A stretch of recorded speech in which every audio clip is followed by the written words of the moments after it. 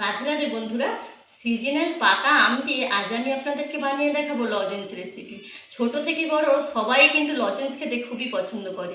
তাই আজ আমি আপনাদেরকে বাড়িতে থাকা মাত্র দুটি উপকরণ দিয়ে লজেন্স বানিয়ে দেখাবো। পুরো ভিডিওটি দেখতে থাকুন, আশা রাখছি আপনাদের অনেক ভালো লাগবে। আজকের এই পাকা আমের লজেন্স বানানোর জন্য দুটো পাকা আম নিয়েছি।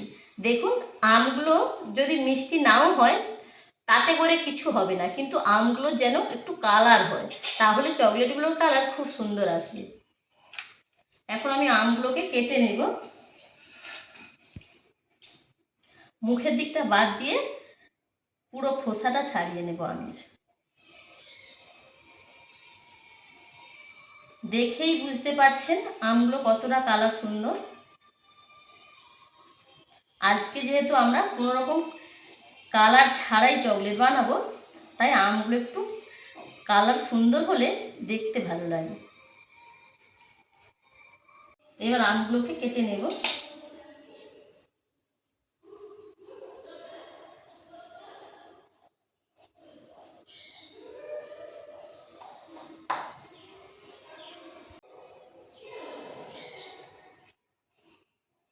আঁঠির চারি সাইডে যে আমের পাল্পটা রয়েছে সবটাই নিয়ে নেব। এখানে দেখুন দুটো আম ছোট ছোট করে কেটে নিয়েছি। এরপর এখানে দিয়ে দিচ্ছি হাফ বাটির মতন জল। জল দিয়ে মিক্সিতে একটু পেস্ট বানিয়ে নেব, তবে একবারে পেস্টটা হবে না, দুবারে পেস্টটা বানিয়ে নেব।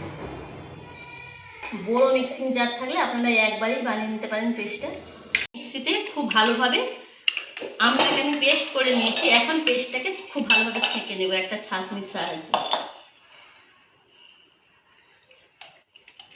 অবশ্যই করে কিন্তু ছেঁকে নিতে হবে, কারণ আমের পাল্পের মধ্যে দেখুন একটা গোটা গোটা দানা ভাব রয়েছে। ছেঁকে নিলে এই দানা ভাবটা থাকবে না। খুব ভালোভাবে আমের পাল্পটা ছেঁকে নিয়েছি। এখন একটা বাটি মেপে আমের পাল্পটা মেপে নেব। দেখুন পুরোপুরিভাবে কিন্তু এক বাটি আমের পাল্প হয়েছে।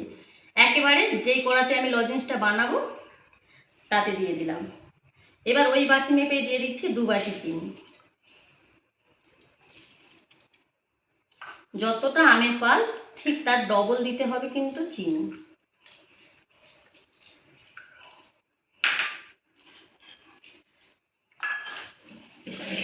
পাকা আমের লজেন্স বানাতে আর কিছুই লাগবে না।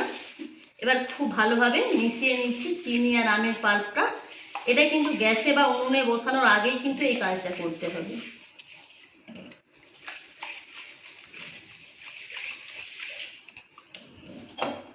চিনি আর আমের পাল্পটা খুব ভালোভাবে মিশিয়ে নেওয়ার পর তারপর কড়াটা আমি গ্যাসে বসিয়ে দিয়েছি। আর একইভাবে অনবরত নাড়াচাড়া করব যতক্ষণ না চিনির মধ্যে একটা সুন্দর পাগ আসে। প্রায় 7 থেকে 8 মিনিটের মতন অনবরত নাড়াচাড়া করেছি। এখন দেখুন আমের পাল্পটা কতটা কমে গেছে। একটা বাটিতে অল্প একটু জল নিয়েছি, দেখে নেব চকলেটটা ঠিকভাবে মোল্টে রেডি হবে কিনা। তার জন্য একটু বাটির জলে আমের পাল্পটা দিয়ে দিলাম। এরপর জল থেকে তুলে নিয়ে দেখুন একটু চেক করে নিচ্ছি চকলেটটা খুব ভালোভাবে রেডি হবে কিনা। দেখুন এইভাবে হাত দিয়ে পাকালে কিন্তু দেখুন পাকানো যাচ্ছে, সুন্দর একটা শেপ এসে যাচ্ছে। এ থেকে বুঝতে হবে চকলেট বানানোর জন্য আমের পাল্পটা আমাদের পুরোপুরিভাবে রেডি হয়ে গেছে।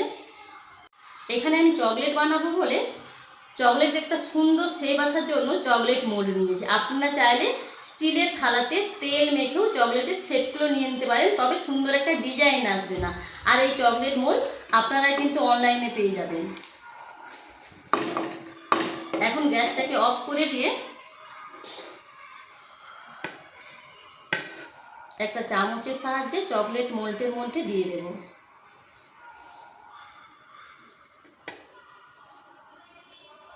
আর এই কাজটা কিন্তু একটু গরম অবস্থাতেই করতে হবে। খুব তাড়াতাড়ি কিন্তু আমের পাল্পটা মোল্ডের মধ্যে দিয়ে দিতে হবে। দেখুন দেওয়ার সাথে সাথেই কিন্তু কত সুন্দরভাবে শক্ত হয়ে যাচ্ছে আর কতটা ওপরটা শুকিয়ে যাচ্ছে। দেখুন কড়ার মধ্যে ছিল, তাতে করেই কড়ার গায়ে যেই পাল্পটা ছিল তাতে করে দেখুন কত সুন্দর চকলেটের আকারে হয়ে গেছে। এখন এই মোলটাকে পুরোপুরিভাবে ঠান্ডা করে নিতে হবে, তারপর চকলেটগুলো মোল থেকে ছাড়িয়ে নেব।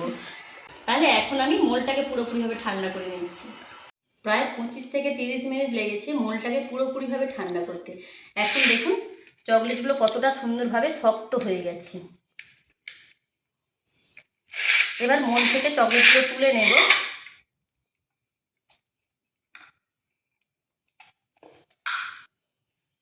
আর ঠান্ডা হয়ে যাবার পর কত সুন্দরভাবে মোল থেকে উঠে আসছে, আর আওয়াজ শুনেই বুঝতে পারছেন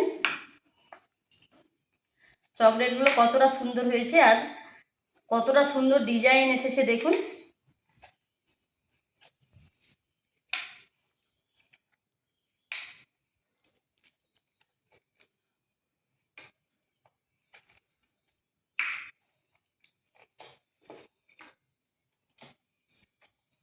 সবকটা চকলেট কিন্তু আমি মোল থেকে তুলে নিয়েছি।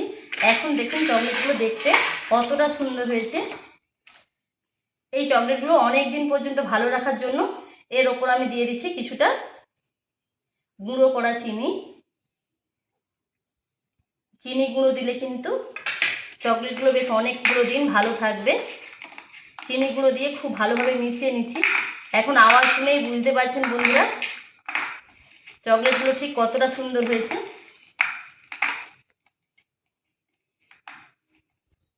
আর কিছুদিনের মধ্যেই বাজার থেকে কিন্তু পাকা আম চলে যাবে। আপনারা যদি পাকা আম দিয়ে এইরকম চকলেট বানিয়ে রাখেন, ছোট থেকে বড় সবাই খেতে খুবই পছন্দ করবে।